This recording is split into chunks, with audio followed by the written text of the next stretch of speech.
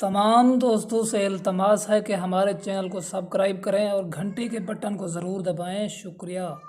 آج ہمارے حکایات کا عنوان ہے سیاہ سانپ۔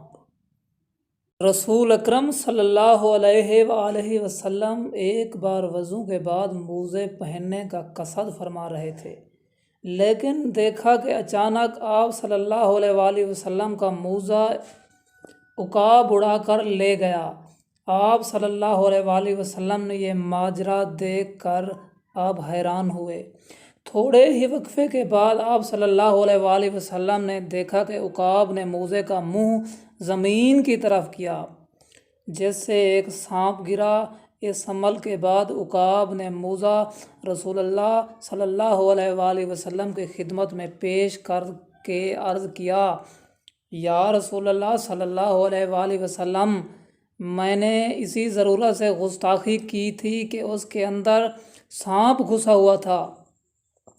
مجھے حق اللہ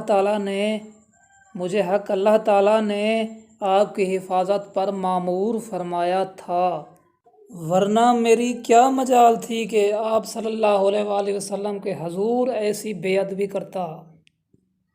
حضور اکرم صلی اللہ علیہ وآلہ وسلم نے اللہ عز و جل کا شکر ادا کیا اور فرمایا، ہم نے جس حادثے کو باعث صدمہ سمجھا وہ دراصل وفا اور باعث رحمت تھا۔ عقاب نے عرض کیا کہ میں نے ہوا میں اڑتے ہوئے موزہ شریف میں سانپ دیکھ لیا تو یہ میرا کمال نہیں، یا رسول اللہ صلی اللہ علیہ وآلہ وسلم، یہ آپ صلی اللہ علیہ وآلہ وسلم کے نور اور روشنی کا فیضان اور عکس تھا۔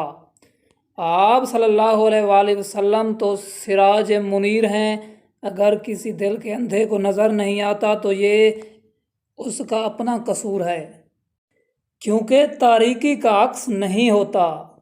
اس سے ہمیں جو درس ملتا ہے وہ یہ ہے، آئی ہوئی مصیبت کسی بڑی مصیبت کا ذریعہ بن جاتی ہے، اس لیے حالات کو سپرد اللہ ہی رکھنا چاہیے۔ اگلی ہماری ویڈیو کا انتظار کیجیے۔ اب تک اتنا ہی کافی۔ اللہ حافظ۔